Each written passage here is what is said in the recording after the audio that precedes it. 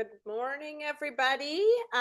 Thank you for joining us today to learn and reflect on Indigenous-informed approaches to evaluation. We're going to get started because we're just over the hour, and I'll get Cheryl, if you could move to the next slide. So we want to start today by sharing our gratitude for being able to virtually join together. As we tune in from across Turtle Island and other parts of the world, we have some folks joining us internationally. We're very grateful for your interest. The Decolonial Evaluation Learning Team is located across both Treaties 9 and 6. We acknowledge the Indigenous peoples who have lived on and cared for these lands since time immemorial.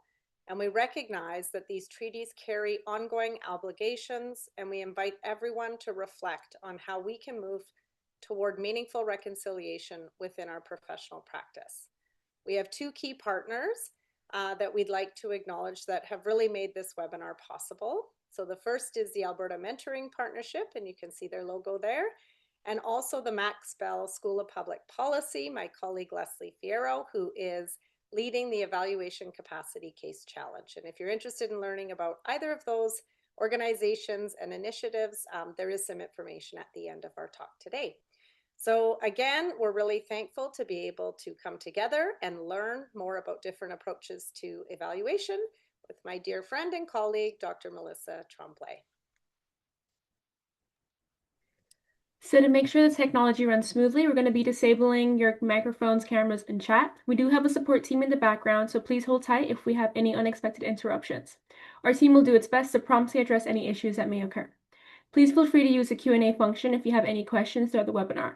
We will take note of them for a Q&A session that's going to be happening at the end of the session. So it is my honor to introduce you all to Dr. Melissa Tremblay. She's a citizen of the Métis Nation of Alberta and a member of the Lac St. Anne Métis Community Association. She's a registered psychologist and associate professor in the School and Clinical Child Psychology program in the Faculty of Education at the University of Alberta. She also maintains a small private evaluation and research consulting practice. Her research and evaluation work traverses health and education fields, prioritizing community-led initiatives that center the strengths and wisdom of Indigenous children, families, and community. So with all that being said, I'd like to introduce Melissa Tremblay. Wonderful. Thank you, Abby. So I wanted to start with an outline just to orient us, and this is what we're going to cover in the next 90 minutes or so. I want to start with an introduction. I'll talk about the relevance of this topic and cover a few definitions, and then I'll get into the heart of this topic, what we're here for today. So Indigenous-informed evaluation, and also evaluation capacity building with some time to ground us in a case and end with some takeaways for today. Next slide. Okay, so I'm hoping by the end of our session, you'll be able to describe the concept of cultural responsiveness when it comes to evaluation and evaluation capacity building, understand more about how Indigenous-informed approaches relate to this idea of cultural responsiveness, and also feel equipped to apply an equity lens to evaluation activities. Next slide. And I'm also just hoping that some of you can think about how your own knowledge and practices relate to this material, because I'm not the all-knowing expert in this area. I've done a lot of learning in the area, but so have you all, or many of you. So I'd love for you to consider how your own experiences relate and ask questions and think about how this all relates to your own context. Next slide.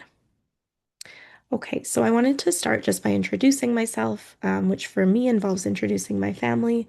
And I love images. Images just do such a nice job of telling stories. And so I wanted to offer a couple of images to describe who I am. So the picture you see on your left is a picture of my parents holding my oldest brother.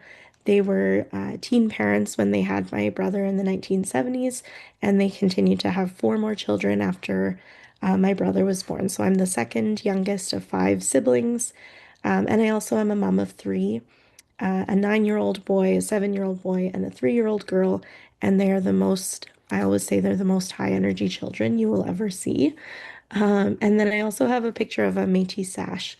And so my dad was Cree and Métis with roots in an Indigenous community about an hour west of Edmonton, Alberta. And so our family, like Abby said, is part of the Lac St. Anne Métis Community Association here in Alberta.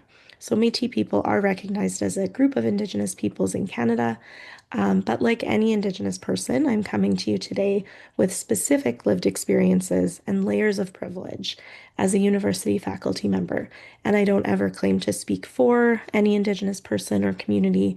Indigenous identity in Canada is really complex. And so that will kind of be a running theme throughout this session is the idea of complexity. Next slide. So, on more of a professional level, I am a faculty member in the School and Clinical Child Psychology program in the Faculty of Education at the University of Alberta. And I'm currently on a sabbatical leave. So, this is my 7th year in my role as a faculty member and also a registered psychologist. And I completed my master's in the Department of Human Ecology at the U of A. And I worked with Bentero in Edmonton for my thesis research. Um, which is an Indigenous serving nonprofit, and really fell in love with community-based participatory research and evaluation.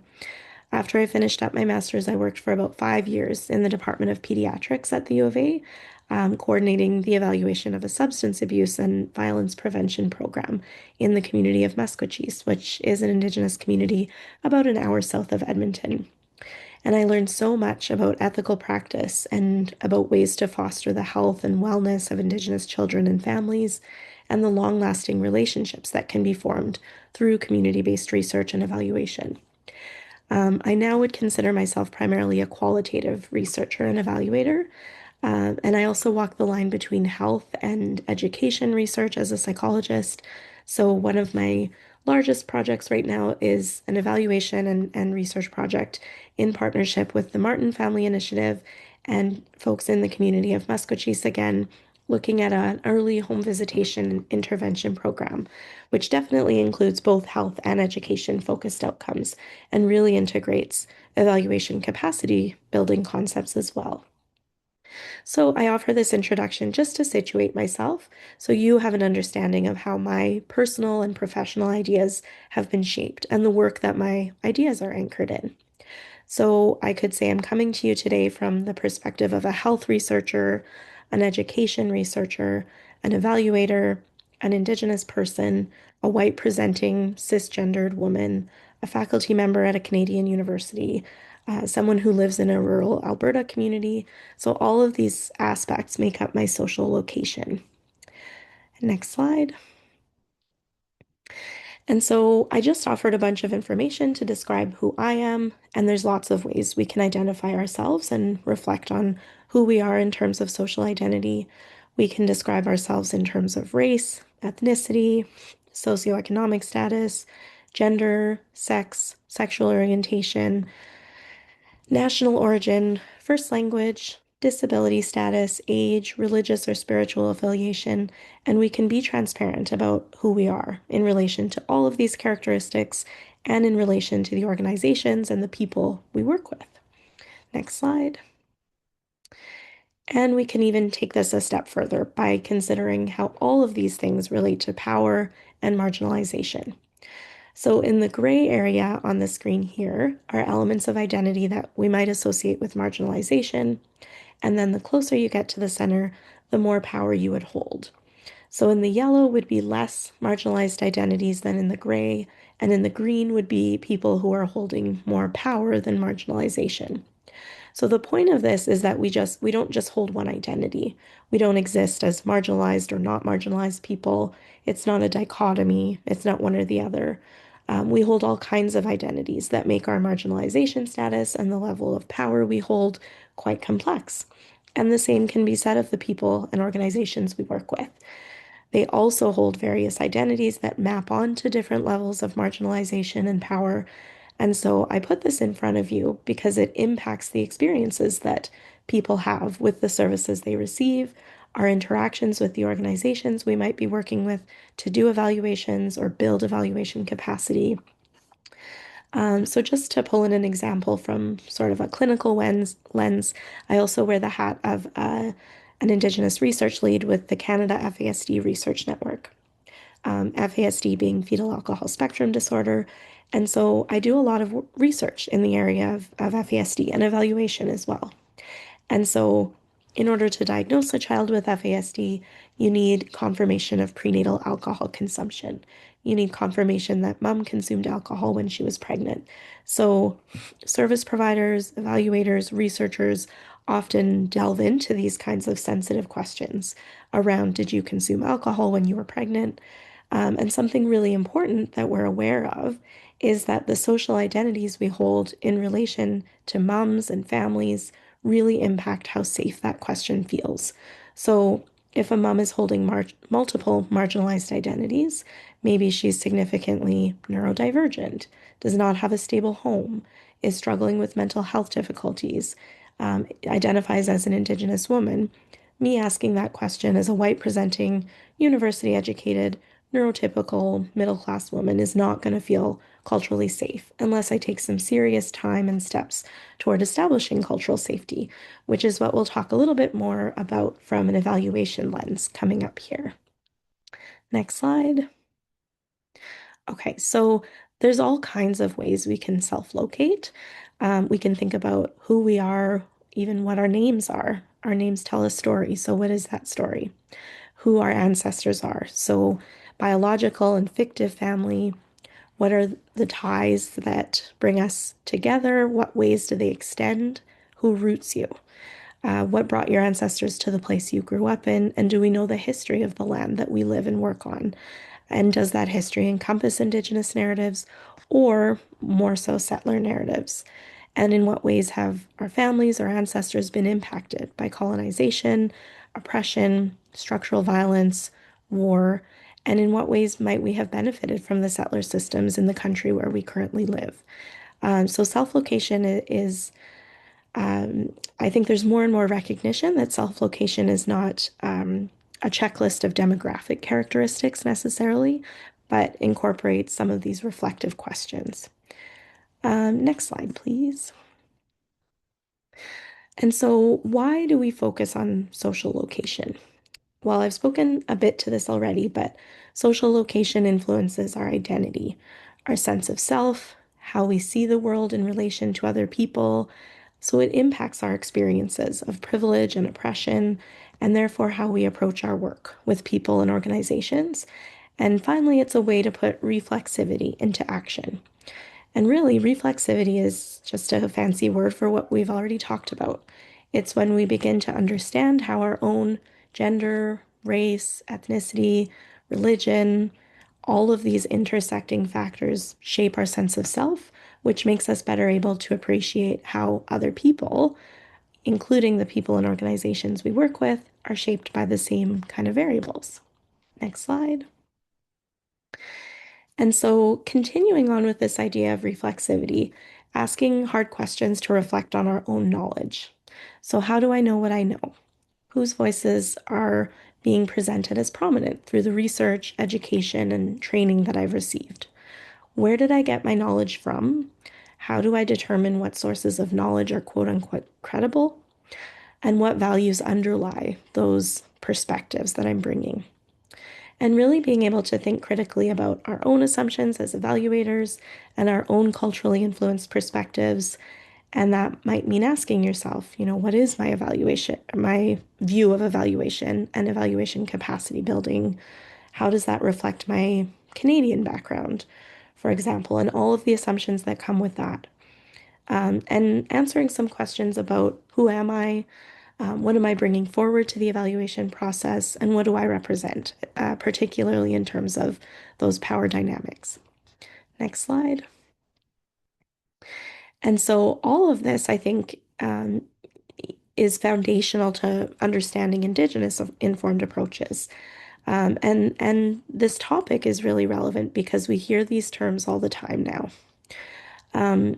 Diversity, equity, inclusion, indigenizing programs or indigenizing academic spaces, reconciliation, decolonization, and some Indigenous people and scholars might argue that these terms have been used so often and in so many different ways that they've kind of become co-opted and lose their meaning, their original intent.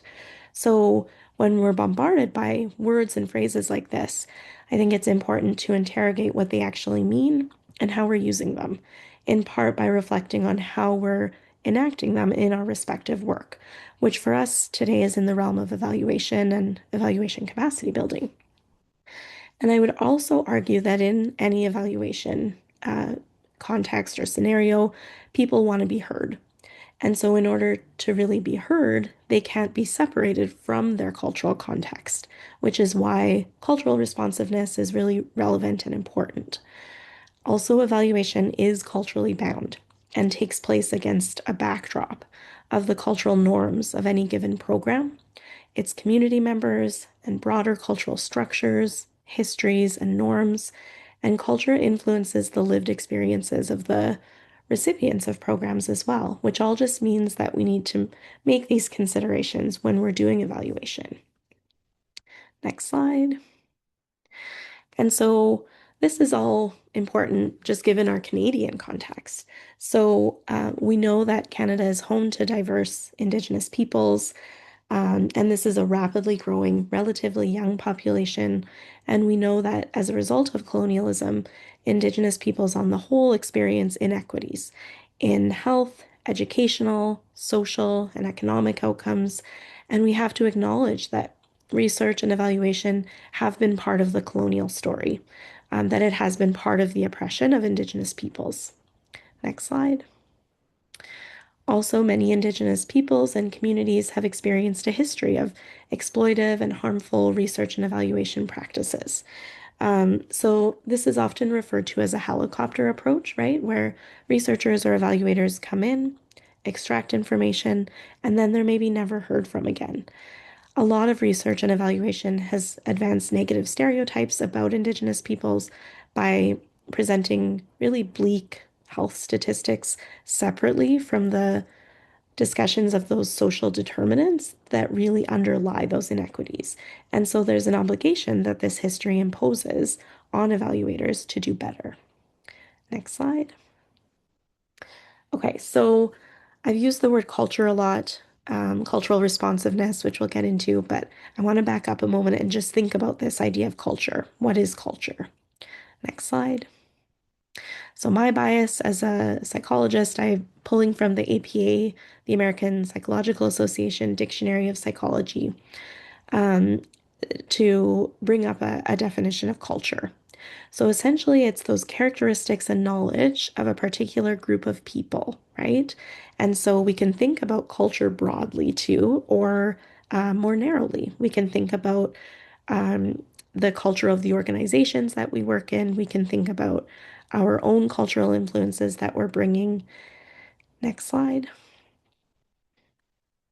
And so if we think about if we're grounding that definition of culture in the characteristics and knowledge of a particular group of people, recognizing that there's so much diversity and nuances even within one group that we might consider to be similar in a cultural way, what does cultural responsiveness mean? That becomes kind of complex. Next slide. Or at least not something we can take for granted. And so, as a health researcher and clinician, I draw on concepts like this one to understand some of these terms. Janet Smiley, who is an Indigenous physician, talks really eloquently about this idea of cultural safety and the difference between cultural safety and these other terms you see on the screen that are maybe thrown around quite a bit in different health, social service, education fields. So, cultural awareness, when we use that term, we're really talking about an attitude. So, we're aware that there's differences between cultures. Cultural sensitivity is also an attitude. We're recognizing differences between cultures and that we need to acknowledge these differences in healthcare or more broadly the services that we provide, not necessarily just healthcare. Cultural competency is where we're going a step further. So we're focusing on practitioners attaining those skills, knowledge, and attitudes that we need to work in more effective and respectful ways with Indigenous people and people of different cultures. Cultural humility is an approach that's based on humble acknowledgement of oneself as a learner when it comes to understanding a person's experience. So now we're getting into, whereas cultural competency might be seen as sort of an outcome, I can get to a state of cultural competence. Cultural humility is seen as more of a process and just being self-reflective. It's a way of being. And then cultural safety, we're taking that even another step further and thinking about how social and historical contexts, those structural and interpersonal power imbalances that I've mentioned, how those shape health, well-being, the care experiences, the experiences that people have with the services that are provided to them. And practitioners are self-reflective and self-aware about their power and the impact of that role in relation to, it says patients here, but really we could think about people we serve and work with more broadly. And also safety, really important, is defined by those people who are receiving the services, not those who provide it. So as an evaluator, I might have the very best intentions of acting in a culturally safe way with maybe my clients, with the people who are served by the organizations I'm working with. But if it's my way of being is not received or perceived as culturally safe by those people who are receiving services, they get to define that and not me based on my intentions. So we can also think about where cultural responsiveness falls in here. And I see Indigenous-informed approaches as kind of being infiltrating all of these kinds of terms, I guess. Okay, next slide. Okay, so I also just want to mention that many researchers and evaluators, myself included, have been trained in the very worldviews that have been imposed on Indigenous peoples in very colonial ways. One of the ways that shows up is in the way we're taught about evidence. So we're trained to appreciate this hierarchy, or sometimes a continuum between weaker research evidence and stronger research evidence to support our practice or whatever it is we're doing. So we can see that expert opinion is considered the weakest form of evidence. In the middle, we have different types of research studies. And then finally, the strongest form of evidence would be systematic knowledge syntheses that ideally would combine high quality studies. And so we would use those strong forms of evidence to make decisions. So in the profession of psychology, in most research fields as well, this is how evidence is conceived of in this hierarchical way. And so I think cultural responsiveness and Indigenous-informed approaches impose on us an obligation to think critically about a model like this. So what about situations where we just cannot do a randomized controlled trial, where it's maybe unethical or just not logistically possible? Well, by this model, that would mean that we cannot draw strong conclusions about a program or an intervention for which we can't do a randomized controlled trial. And what about different cultural contexts where different kinds of knowledge are valued? Who am I to say that an elder's knowledge and wisdom in an Indigenous community context is weaker or inferior because it's at the bottom there where expert opinion is, as compared to something like a systematic review? So I would never go into a community with that kind of orientation. So a model like this privileges certain voices, certain perspectives, and neglects others. And not only neglects others, but actively deprioritizes other forms of evidence and knowledge in ways that we could think about as problematic. So I would take the position that cultural safety involves taking a critical eye to some of these taken for granted assumptions, like the way evidence is hierarchically framed in a lot of the professions that we work in. So, next slide, please. Okay, so now we've touched on the concept of cultures to start with, cultural responsiveness and some of these terms. So let's get into culturally responsive evaluation. And so I want to emphasize that when we're talking about Indigenous-informed approaches as well, these can fall anywhere in here. So when we're talking about culture, cultural responsiveness, culturally responsive evaluation, we can be considering and incorporating Indigenous-informed approaches along the way. And I hope that becomes a little more concrete or clear as we're going along, and especially when we get to the case example. Okay, next slide. So I want to talk a little bit about this concept of culturally responsive evaluation. Like I said, there's lots of brilliant scholars I could draw on here to get into this concept. We could have a whole session, maybe a whole course on culturally responsive evaluation. But because there's this beautiful piece of work that was recently done to understand what culturally responsive evaluation is, I'll keep it short and to the point and just walk you through some of the key pieces of this paper. So this was a recent scoping review that was conducted by members of the Evaluation Capacity Network, um, who introduced us today. And so this scoping review set out to explore how evaluators understand culturally responsive evaluation and identify promising practices.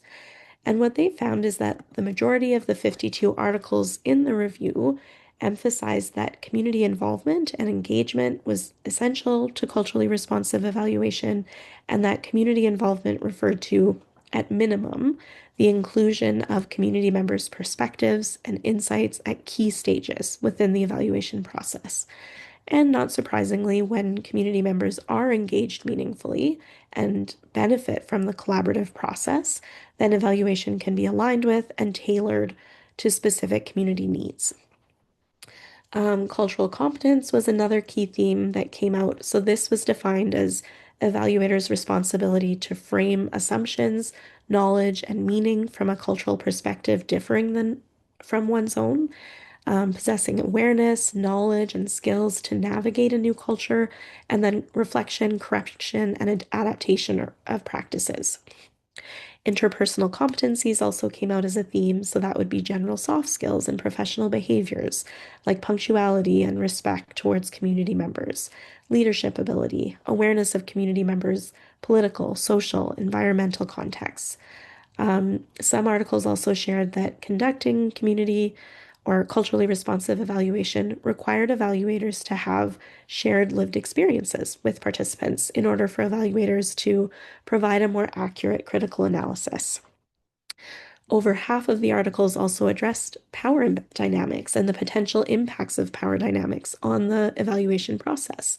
So, shared responsibility, authority, and ownership with community members in the evaluation process, transferring power from members of the research team to community members, both philosophically and practically.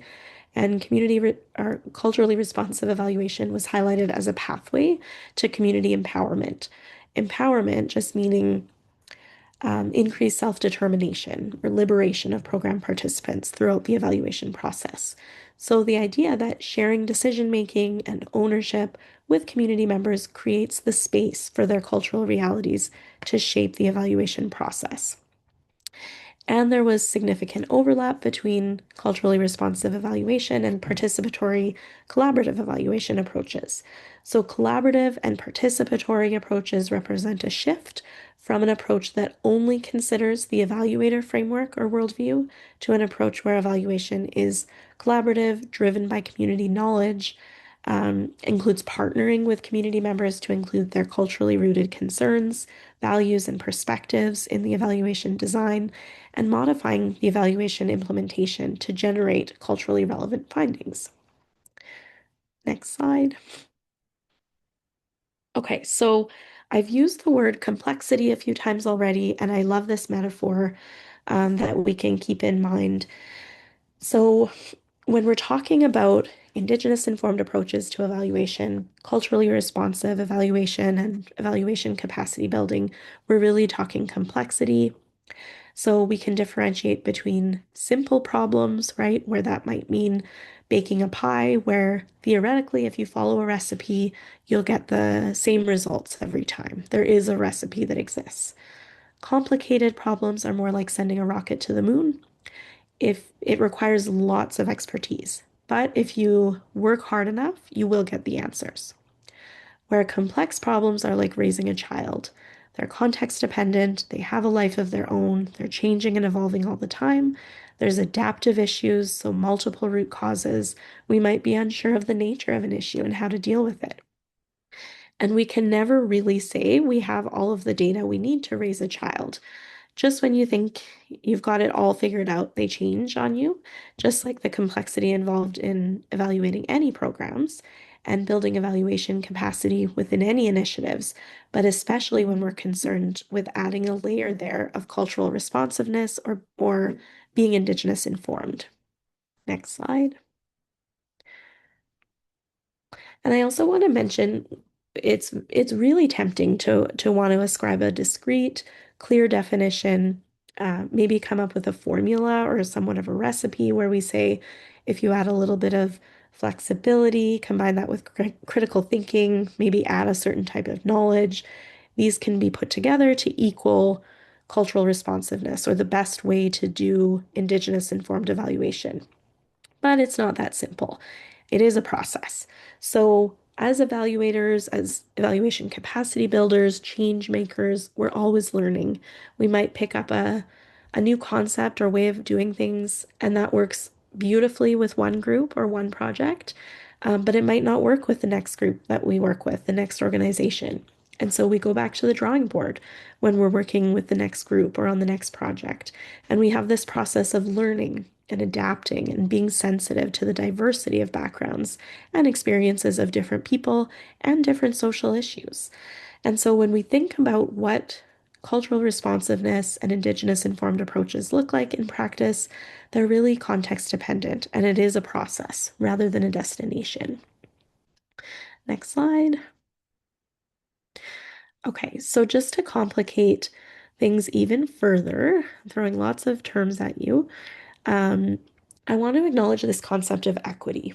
It's again a term we hear a lot now, but one of those terms that I would argue is important to unpack a little bit in relation to this topic. Next slide. So, just to provide a definition to kind of ground us, health equity means all people, so individuals, groups, communities, have a fair chance to reach their full health potential and are not disadvantaged by social, economic, and environmental conditions. I think we could substitute different words like education in there in place of health or just overall well-being as well. Next slide. I'm sure many of you have seen this little illustration and it's been extended to include additional pieces. But I think this simplified version gets the idea across about the difference between equality and equity. So, giving everyone the same opportunities versus giving everyone what they need in order to succeed. That's the idea behind equity. Next slide. So there's been quite a lot of work done to advance equity-focused evaluation or equitable evaluation as a type of evaluation. I just have a screenshot of the Equitable Evaluation Initiative website here, and the link is at the bottom of this slide. So they've put together different elements and principles of a framework, orthodoxies or tightly held beliefs that equitable evaluation challenges, mindsets that we can shift toward to help challenge those orthodoxies, tensions that we can name, navigate, and normalize when we're doing this work, as well as sticking points or barriers that we can pay attention to as well when we're working in the space of equitable evaluation. So, really, I just want to emphasize that there is a lot to unpack with equitable evaluation. And you can start to see some of the intersections between Indigenous informed approaches to evaluation and equitable evaluation. Next slide. So, just to summarize this a little bit more, we can think about equitable evaluation again as both a process and an outcome. So, as a process, we might reconsider whose perspectives are captured, what is being valued, and whose voices are represented, all of which align really well with cultural responsiveness and Indigenous informed approaches. And as an outcome, equitable evaluation might result in asking questions about whether or not certain communities are being served, success rates of a program among underserved communities. If it's specifically program evaluation, we're looking at barriers to accessing funding or accessing certain services, for example. And then equitable evaluation, not surprisingly, requires attention to systemic inequities. In general, when evaluations are conducted, they tend to focus on the effects of program or service delivery on the individual, sometimes without considering those systemic or environmental factors that are contributing to outcomes. So, power dynamics between service providers, evaluators, and funders that perpetuate inequities, for example. And some scholars and evaluation practitioners have drawn attention to the ways in which evaluation tends to contribute to the status quo and perpetuate positivist kind of thinking. But equitable evaluation should really contribute to meaningful change rather than contributing to the status quo. And so we can consider moving beyond our kind of conventional theories of change and logic models to consider ideas that are really relevant and meaningful to the organizations we're working with and the people these programs or organizations are serving. And then equitable evaluation must be actionable. So, including community members, and it can come down to some simple principles like respect, listen, understand, and communicate, recognizing that data is not neutral, but needs to be used in ways that compel action as well. Okay, next slide. So now just to remind us where we are on our learning journey today, now that we've unpacked some definitions of culture, cultural responsiveness, culturally responsive evaluation, and equity, let's get to culturally responsive evaluation capacity building. And so also I have the Indigenous-Informed approaches floating around there because I think, like I said, I don't think they're a step. I think they can be, these principles and approaches can kind of frame or infiltrate all of the different concepts that we're talking about. And when I was putting this material together, I thought about a distinction that I wanted to make. So culturally responsive evaluation capacity building we could think of as building the capacity of the people or programs we're working with to do evaluation in culturally responsive ways. That's related, but it isn't quite what I'm focusing on today. So today I want to focus on actually carrying out evaluation capacity building activities in culturally responsive ways.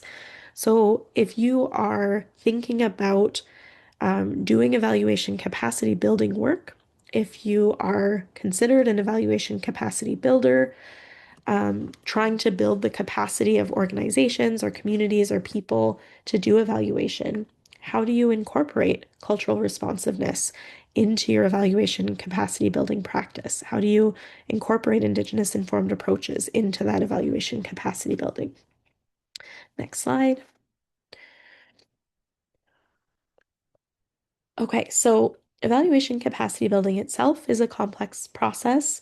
For those of you who are tuning in today and who are part of the evaluation capacity case challenge, you would have seen this graphic here, which was taken from a presentation that Dr. Fierro delivered, that was meant to give you an overview of the evaluation capacity building process and where that particular case challenge falls in that process. For those of you tuning in who are not part of the case challenge, the concept of evaluation capacity building, again, could be a whole other training or series of trainings, which I won't get into today. But just to orient you to this idea that evaluation capacity building itself is a process. It involves multiple components. If we're hoping to build capacity of people and organizations to do and use evaluation, there's all kinds of steps we would need to take. We need to assess current evaluation capacity, identify evaluation capacity priorities. We would need to design and implement a strategy, come back around to understanding context, envision future evaluation practice, and then go back to assessing current evaluation capacity. And so on in this iterative, dynamic kind of process. So what I'm focusing on today and saying is important today in terms of cultural responsiveness and Indigenous informed approaches is the two pieces circled in red here. So assessing current capacity and understanding context. So if we're looking at building evaluation capacity, these are the pieces that I'm going to speak to. And just a note that this is an underexplored area of the literature. So I have not found anything written specifically about culturally responsive evaluation capacity building. There's definitely research and writing on culturally responsive evaluation, but not necessarily culturally responsive evaluation capacity building. So I'm offering you some ideas just based on my own thoughts and ideas and experiences, not necessarily based on the empirical literature. Okay, next slide. So I have a set of questions here that I think might be important to consider if we're looking at understanding context and assessing current evaluation capacity stages. What is the historical context of the organization and the people it serves? So if we're trying to understand context, super important. What culturally bound ideas around judgment might impact how staff view evaluation? Are there past experiences with research and evaluation that pose barriers to fostering an evaluative culture? Are there issues of equity that are relevant to considering current resources? Are there concerns with the cultural sensitivity of the tools that we're using to measure evaluation capacity? So we often come in with our tools and kind of take for granted that those are relevant to the people we're working with. Is it important to reflect on some of the taken for granted words we use, even the word capacity? If we're coming into an organization to understand their current context and taking for granted that we need to build evaluation capacity, does capacity building assume some sort of hierarchy or expert role? In what ways can capacity building be mutual? Also, the word intervention itself, we use that word a lot. I use that word a lot, but it implies a power imbalance. So, are there other alternative kinds of words and phrases that we can use that don't imply that power imbalance, that sort of honor the collaborative spirit of the work that we're doing? Also, the word stakeholder has colonial roots, right? It's been linked to use by colonialists to stake out and lay claim to Indigenous lands. So, just thinking about how all of these terms either reflect or don't reflect the work that we're aiming towards. Okay, next slide. Okay, so just back to this figure, drawing on what we've talked about so far today.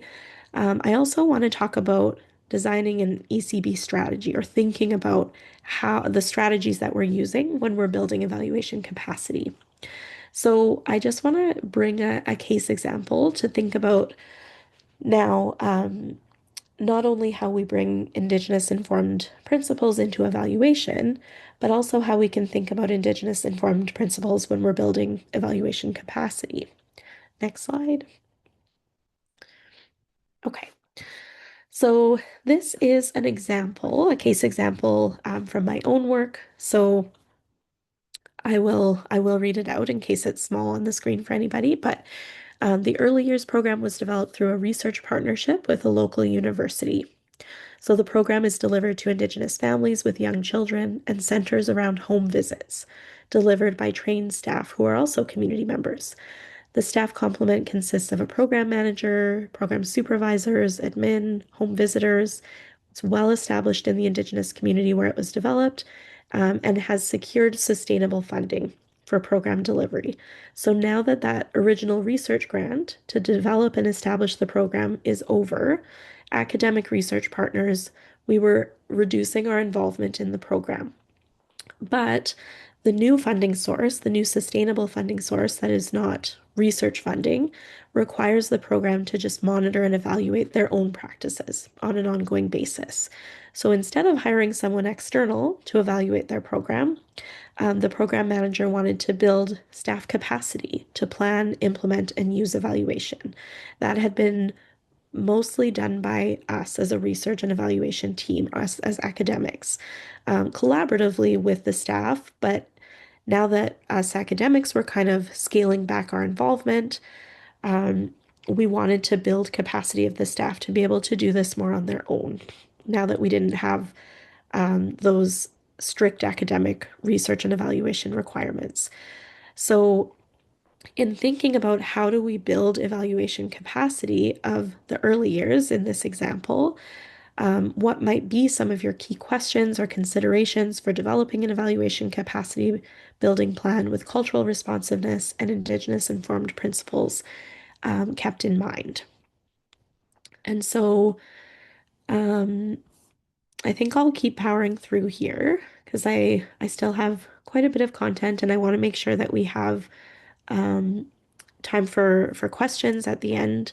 But just thinking about what would be some of the key considerations or questions if we're wanting to build evaluation capacity in this context. Okay, next slide. Okay, even though there's no recipe, I've said there are overarching principles or concepts that I think about in terms of framing evaluation work and evaluation capacity work in an Indigenous informed way. So first, the concept of an ethical space was developed by Indigenous scholar Willie Ermine to describe the space that's formed when two worldviews engage with one another. And he talks about how it's the space between different worldviews where dialogue can take place. Second, I really appreciate this concept of two-eyed seeing developed by Mi'kmaq Albert Marshall. So this is described as learning to see from one eye with the strengths of Indigenous knowledges and ways of being, and from the other eye with the strengths of Euro-Western knowledges and ways of being. So learning to use both eyes together to enable collaborative work. But I also think it's important to consider that these concepts of an ethical space and two-eyed seeing really require intention and an ongoing journey of co-learning to develop the profound collaborative understandings and capabilities that two-eyed seeing encourages. So it's not just about using these words or, even romanticizing these concepts. Like I said, I think it's sometimes tempting to describe a one-size-fits-all approach, but developing a two-eyed seeing approach really requires that commitment to that learning journey that is really ongoing. Okay, next slide. So I just want to give you some of my own ideas about areas to keep in mind based on this case. So humility being an important consideration. I think reflexivity and humility go hand in hand. The people I work with want to know that I'm willing to learn, admit my mistakes, try to improve, and that means recognizing when a certain method that I might have planned out falls flat, and I need to go back to the drawing board and think about adjusting my methods to be responsive to the community and to the population I'm working with. Then positioning myself as a learner, not positioning myself as an expert who's going to come into a community or a program telling people what to do, but as someone who genuinely wants to learn. Not taking for granted that I know what a meaningful evaluation capacity building strategy should look like, but exploring that and learning that together with my community partners, and being genuine about my intention for co-learning. And letting go of some control, which can be incredibly difficult as an evaluator. But I've learned that if I'm walking into a project and I'm truly interested in a meaningful and usable evaluation, and I want to control every aspect of data collection, analysis, and knowledge mobilization, then I'm setting myself up for failure because it really just doesn't work that way in practice. Community partners have to share some of that control over the evaluation process, or evaluators risk just simply replicating those colonial practices and not affirming the rights of communities. In the case of the work that I do, Indigenous communities, to make decisions about the practices and the services that impact them. Next slide. And so I do want to acknowledge that much research and evaluation involving Indigenous peoples tells a colonial story. As evaluators, researchers, for myself as a clinician as well, we're often taught to be deficit focused, problem centered, and reactive, and to pathologize individuals in difficult social circumstances.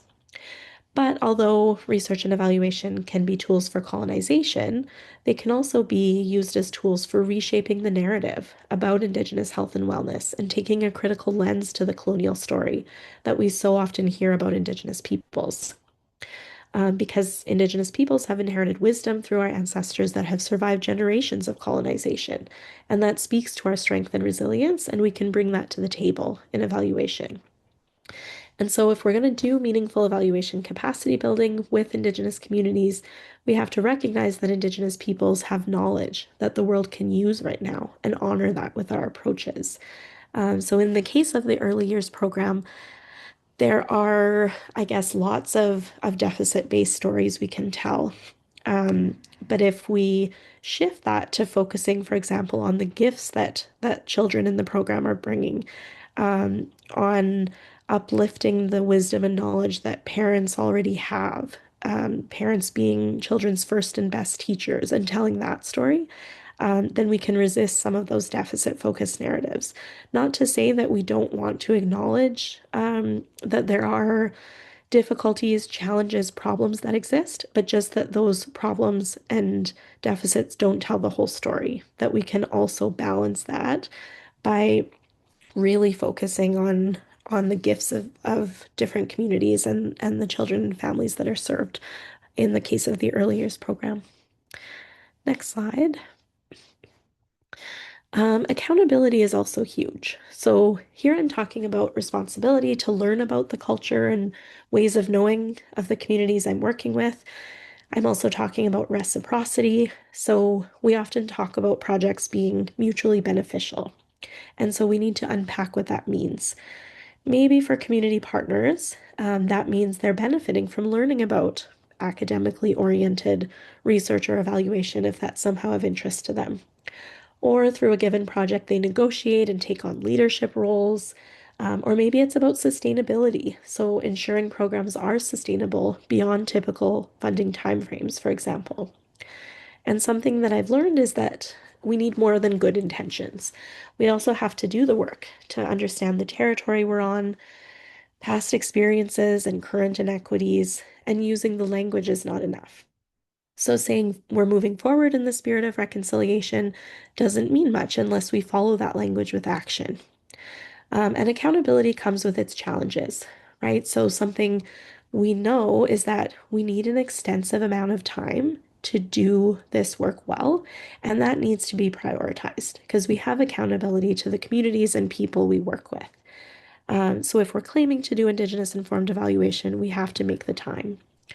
Also, when we're dealing with multiple stakeholder groups, there can be tension when different groups within a community have varying interests and ideas about how to measure outcomes, for example. But when we have solid relationships, we have the foundation for having some of those difficult conversations. I think evaluators and researchers can also demonstrate accountability by being actively present during the sharing of information, allowing time for reflection, developing partnerships with elders, Indigenous knowledge keepers, healers, to make sure that knowledge and sacred stories that are shared are not given away without permission. And also when we're building evaluation capacity, when we're doing evaluation, we're going to want to hear the stories of people and to hold and honor those stories as sacred. And so how a community's stories are used and presented is critical to being accountable to those relationships established during evaluation or evaluation capacity building processes. And so in building evaluation capacity, in doing evaluation, we can keep front and center the question of what are we leaving behind? And next slide. So relationality, what does relationality mean? It's about acknowledging the whole person in relation to our spirit, our physical and emotional wellness, in relation to other people, other generations, and how we're always existing in a web of relationships. If we're thinking from an Indigenous worldview, we're always in relationship with other people and other non-humans. And so that complicates the ideas of objectivity and neutrality that we often cling to as evaluators. So relationships are really central to Indigenous approaches to evaluation and research practices. That includes relationships with the land, culture, community, people, ancestors, spirituality. And so if we're thinking about relationality as central, we can shift the language beyond engagement toward relationships. We use the term engagement quite frequently in the evaluation world, but that sort of implies that as evaluators, we're at the center and we're reaching out to engage a community. Whereas considering the harms that have been done through research and evaluation and some of the tensions there, I would argue that we need to be invited in to investigate evaluation topics or evaluation capacity initiatives that are important to the community when we're working with Indigenous peoples. So that's what I mean when I say we need to move beyond engagement toward relationships. Um, Also, I think relationships organically kind of grow through this kind of collaboration. And I also can't overemphasize the power of simply being present, having meetings in community, in Indigenous spaces. That's where relationships grow. And through the formation and maintenance of relationships, we can facilitate the generation of more meaningful information or data than we could without those relationships. That being said, research and evaluation relationships are sort of uncharted territory in terms of how do we navigate boundaries and ethics around these relationships? What do we do when we've formed relationships and but a project is complete? And so there's a paper that I cited at the bottom of this slide that does a fantastic job of exploring some of these issues. Next slide. And finally, I just want to emphasize the importance of Indigenous-centered solutions to the topics we're evaluating. We have to think about access to elders and traditional knowledge, how cultural identity can act as an anchor and a protective factor in the face of risk for inequities, and embracing Indigenous community-grounded approaches to evaluation. So, working with Indigenous communities, I need to be aware of all of these different factors and not be stuck on my ideas about the ways that I think evaluation needs to be done.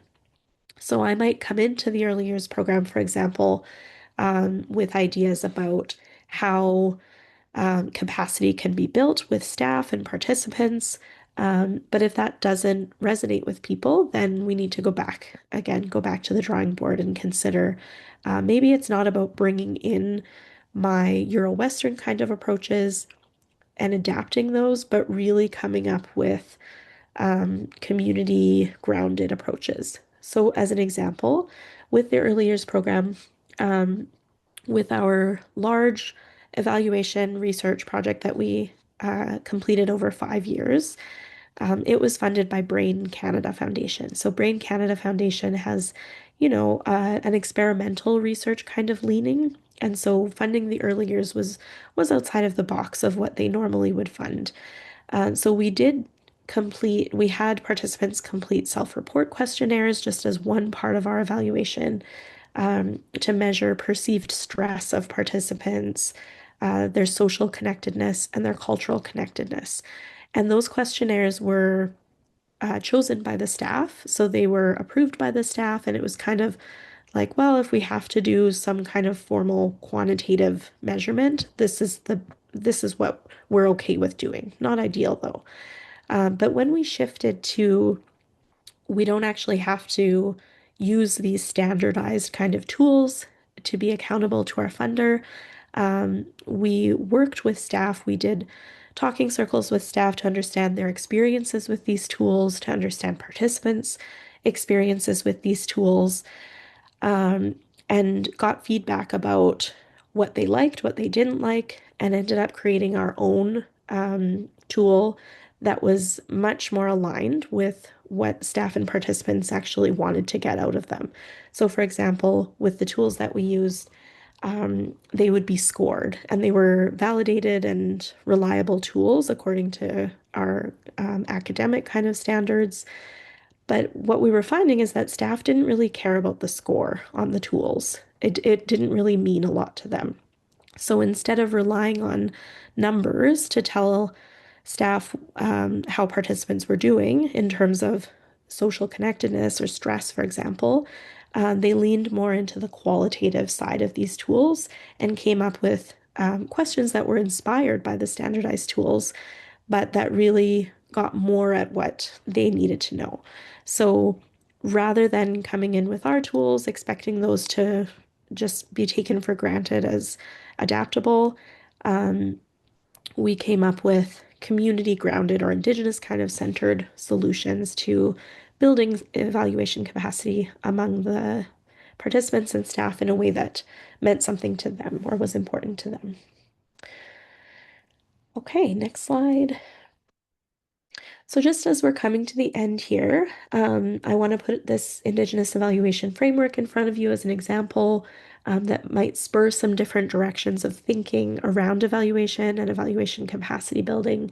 And at the very least, it exemplifies ways to take some of these core values and action those in practice. So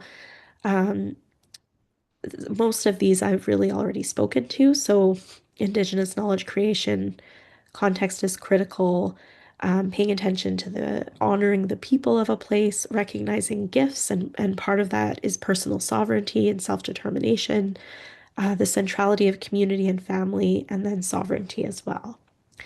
Okay, next slide. And then just as another model, as we think about how we might return to the broader context, this is an example of a model that invites evaluators to reflect on their evaluation practice as a step toward increasing decision making, in this case by Indigenous peoples in evaluation, and with a clear goal of contributing to Indigenous-led evaluation. So when we're applying this as kind of a self-assessment tool, we can think about how power is shared and the extent to which Indigenous peoples have control over decision making in evaluation. So it's meant to kind of shine a light on that. So you can see here the horizontal axis is a decision making and control continuum, moving from Euro-Western control, you decide, through to Indigenous control, I decide. And then the vertical axis is a consequences continuum, moving from good results and positive outcomes to no change, ineffective results, or harm. And so I would just encourage everybody to think about decision making and consequences as related to evaluation and evaluation capacity building, and how all these pieces can kind of fit together with the work that you're doing.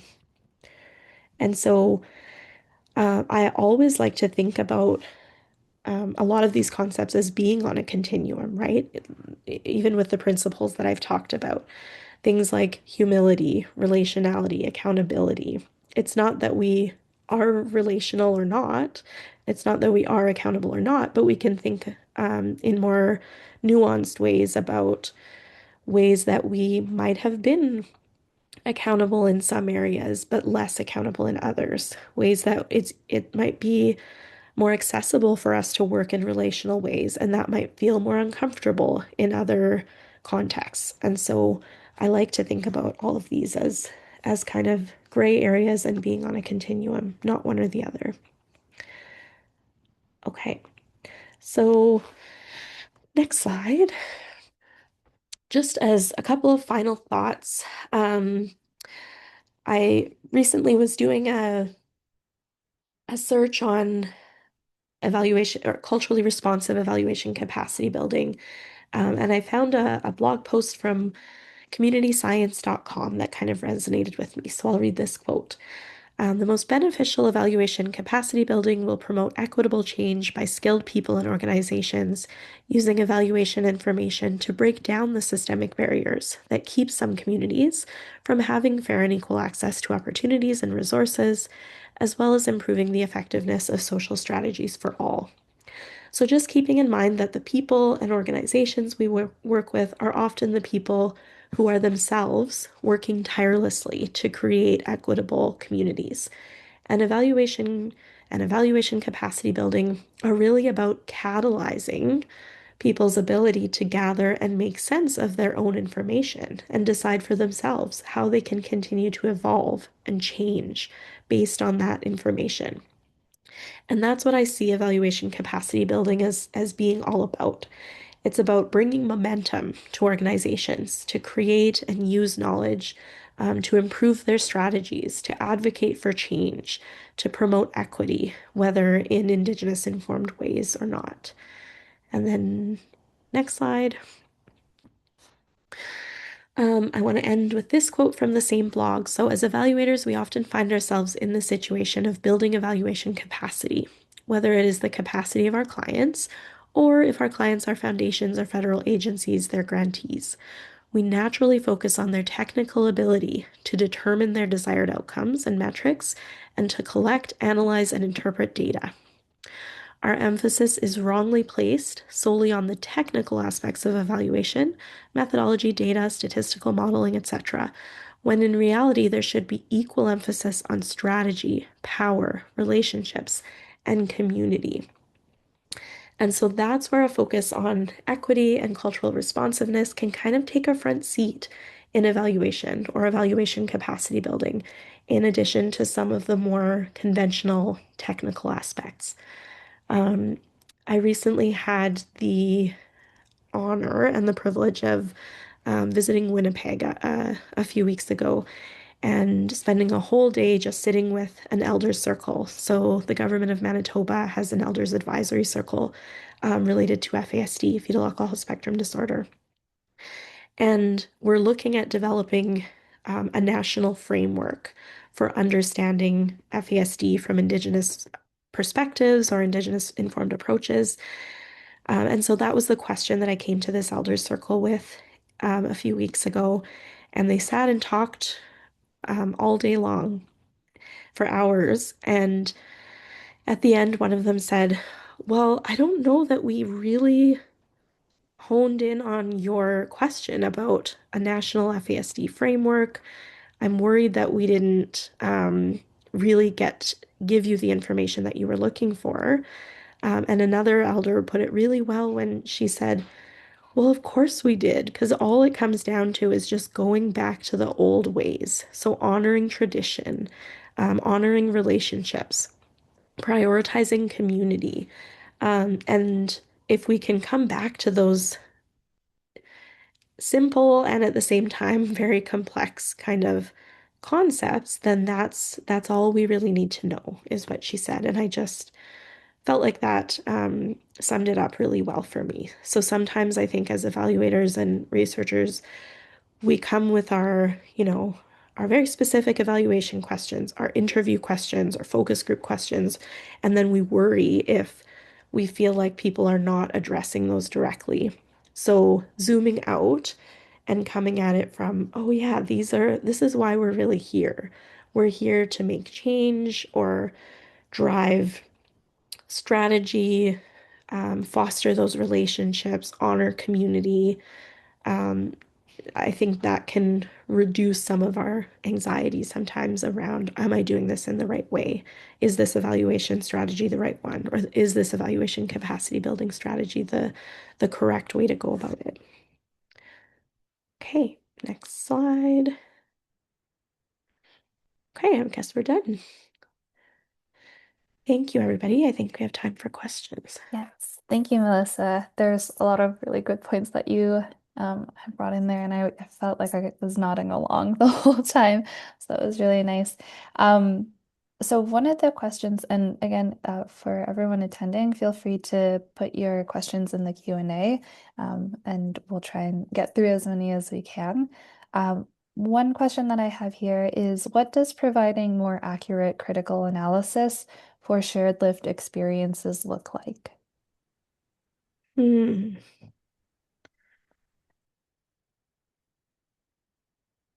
I'm just writing this down because it helps me process. And I'm a slow processor, so Q&A is time is not my favorite. I I'm going to see whether I can copy it and put it and send it to you. That's okay. So I can actually see it. I'm looking at yeah, thank you. So what does providing more accurate critical analysis for shared lived experiences look like? So when I'm considering that question and jotting it down, um, my brain is jumping to what some of these terms mean. So accurate, for example, accurate according to who, um, shared lived experiences, so shared among who, critical analysis. I'm imagining the person who asked this question is speaking to being critical of conventional kind of approaches. And so maybe this is a bit of a cop out for this question. I don't know, but I would say it would come back to understanding, um, like, I don't know that there would be one way to answer that question. It would really, for me, be about understanding um, what these terms mean to the people who um, collaborators or participants. Um, I don't know if that makes sense because we could, even if I think about this idea of being critical about the concept of evidence. So we can be critical about the concept of accurate too.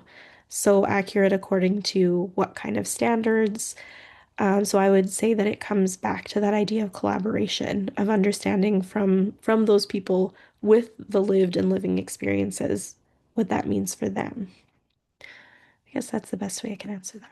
Thank you. I feel like it leads to a whole like other big conversation as well, when we look at it, which unfortunately we don't have time for. But I guess it's something that will be helpful for people to kind of reflect on as well. Another question here is, where should I start? Do I start in the self-reflection step? Do I review my organization's evaluation capacity and consider places for building? Hmm. Is that one in the chat? This one is in the Q&A. I'm going to try and Can't see that one. Oh, I see. Where should I yes. start? Self-reflection step, reviewing my organization's evaluation capacity and considering places for building. Um, well, I would say there is no one right place to start. So a lot of what I showed today was like continuums and circular kind of diagrams. And so if we're thinking about where to start, I guess my bias is always self-reflection, um, because I'm always talking about this idea, with students and others about critical self-reflexivity, understanding the impact that we're having on evaluation and research processes.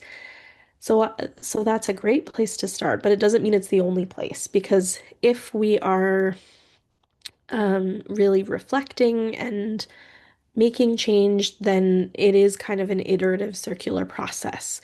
So if we're starting in a place of self-reflection, that's great, but it doesn't mean we do some self-reflection and then that piece is done and we move on to the next step. Um, but all of these pieces I would see can be integrated into everything we do, if that kind of makes sense. Mhm. I am going through the chat right now. There's a couple questions there. Um, would you be willing to share tools or assessments that you had mentioned you use rather than formal standardized tools? It's a Yeah. couple.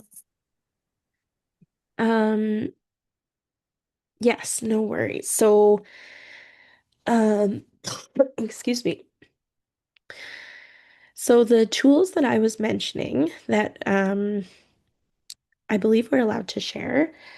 But those are really specific to the context that we were using them in. That's something that we found in the early years case example that I gave is that there was even a tool that we ended up using around measuring cultural connectedness.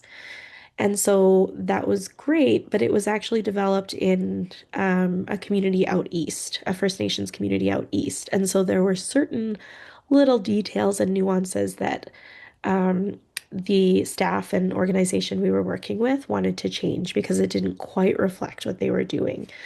So I think there's a balance there. I mean, for myself, I am still very much in this space of standardized tools are important. Um, they have a place.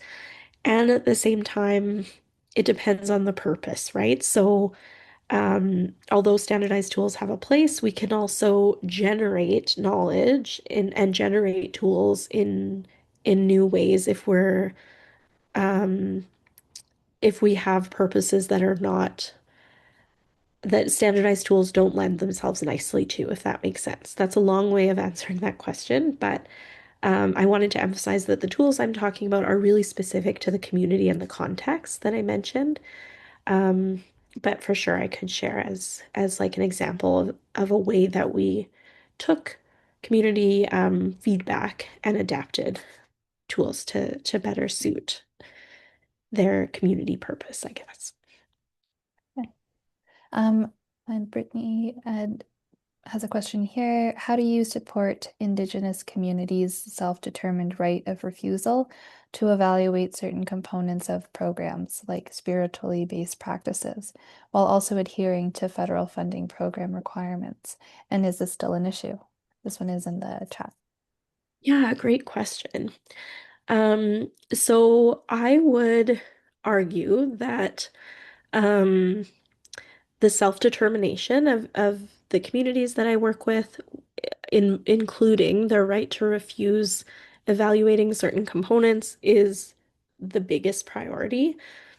There's always competing priorities. Sometimes we do have funders who have certain expectations.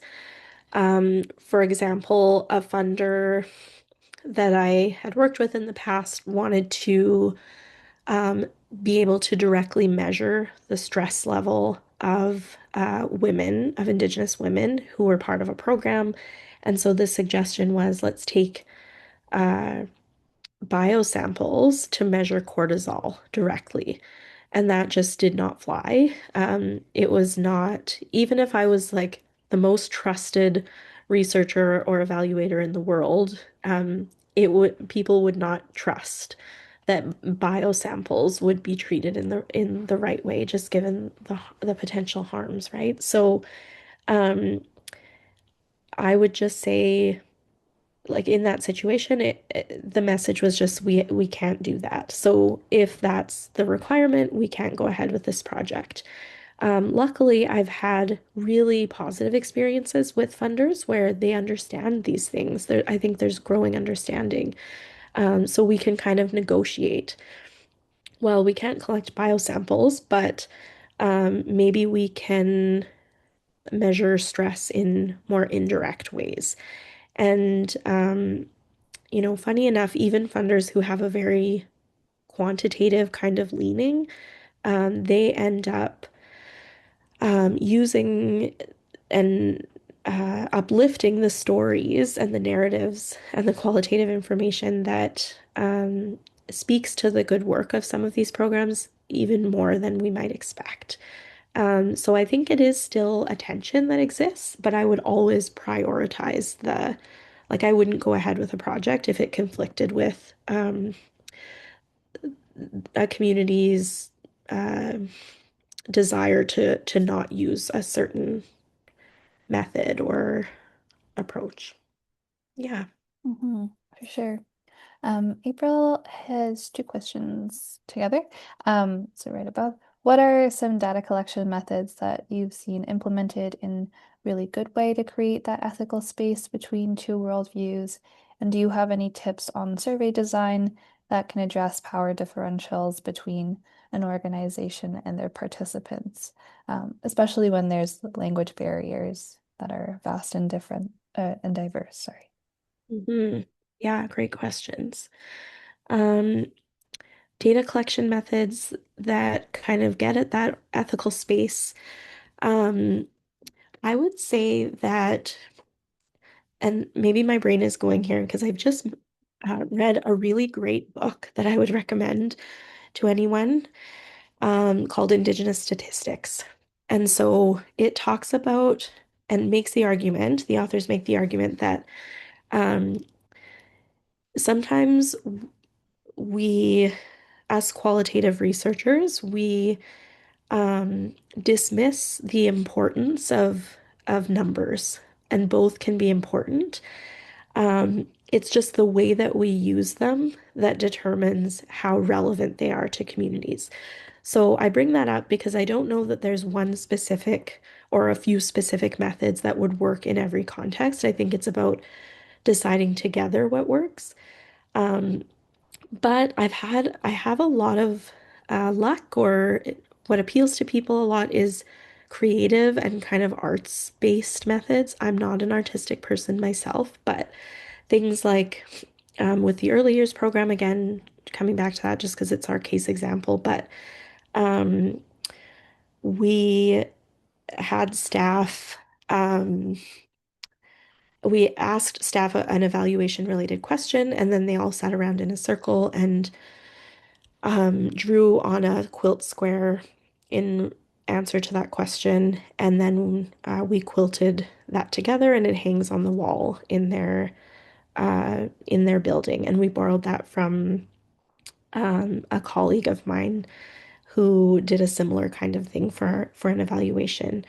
Um, yeah, arts-based kind of methods that where people feel like they're not, put on the spot just answering questions are often and where the process is just as important as the outcome. So the product, this beautiful quilt, is lovely, but it was the process of making sense of these things together while we were creating that was really powerful for the evaluation process.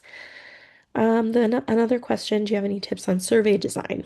So tips on survey design that addresses the power differential. So again, I would really recommend if you're grappling with this question to pick up that book called Indigenous Statistics, um, because it really frames all of the methods we use as being um, very usable in different contexts depending on the way that we are framing the information. So surveys um, are not inherently, it's not impossible to use a survey in a way that is collaborative and liberating and community focused, right? We often don't think about surveys in that way, but with the broader approach that we're using, it can be possible.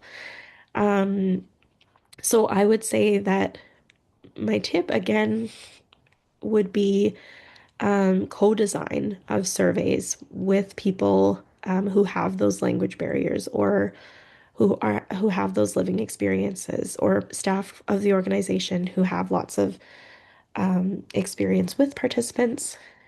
That would be where um, that power differential would exist or space for that, um, making space for addressing that would exist.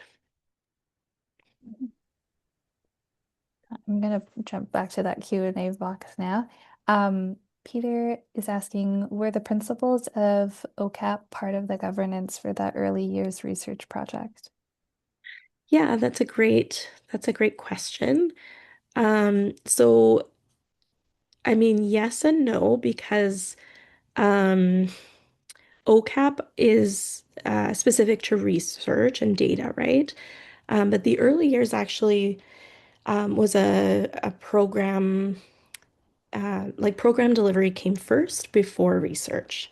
And so um, the principles of the early years program, like the early years program was developed by community, it's delivered by community. And so the development of the program was not necessarily governed by OCAP. The research part of it was, if that makes sense. So all I've done as a researcher and evaluator is kind of walk alongside the program to document their outcomes in ways that make sense for them and to shine a light on the amazing work that they do. And so, for example, the way that we adhere to OCAP principles is I don't talk about data as being owned by me or the university. The early years loans data to me to analyze sometimes or make sense of, but it's never my data. I don't publish, I don't present on data from the early years without community member involvement. So I hope that answers that question. I think we'll probably just take one more question, just being mindful of time. So there's one here that says, I really value the idea of building relationships and approaching the work from a learner's mindset. However, in an evaluation context, I worry that this closeness could introduce bias in how results are interpreted. How can we balance relationship building while maintaining objectivity within the evaluation? Oh, I love this question. Um, because um I'm always encouraging my students to think carefully about the concepts of bias and objectivity. I come from the position that objectivity as an evaluator and as a researcher doesn't actually exist. Um, we are human, and even if we don't have, close collegial relationships with the people we work with, we're still in relation to those people in different ways, right? Um, I get what you mean when, even from a funder perspective, we might want to appear more objective to a funder. We might worry that evaluation results will not be taken seriously if we, as evaluators, are kind of embedded in a program in different ways or have relationships with people. But I would actually argue that that's where the richness of understanding the program context and how a program is working and why, that's where it comes from if we have honor those relationships. So I would argue those relationships exist. We are subjective no matter what. So it's actually um, preferable if we just acknowledge those relationships and that subjectivity, and embrace it and be transparent about it because it exists whether we acknowledge it or not. Perfect. Thank you so much, Melissa. I know that there's a couple more questions, but I do encourage them to perhaps reach out to you if they have further questions.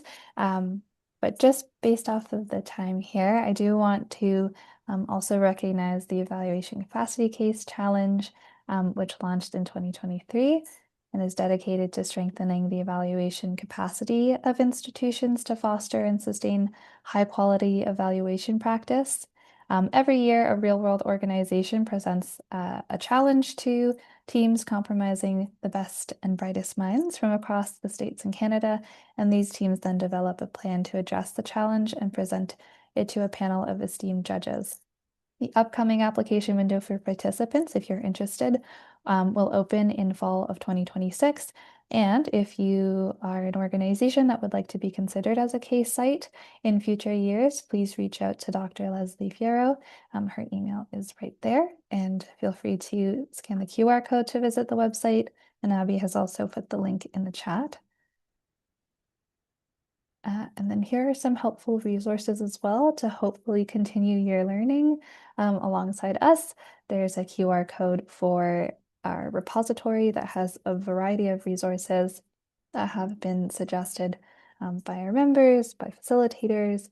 And then there's a QR code for a stylized guide, so snippets of great resources currently from this year that we've collated as a team. And then also a QR code for AMP resources as well. And then we just want to say thank you to everyone and thank you to Melissa as well for taking the time to share her learning and knowledge with us. There's all the contact information below here for your own viewing, and we hope that you have a lovely rest of the day. A recording is going to be sent out hopefully soon once we get all of that information, and it'll be sent if you've registered for the event. I'm also willing to share my slides for sure. I see a couple of people asked, so. Thanks, Melissa.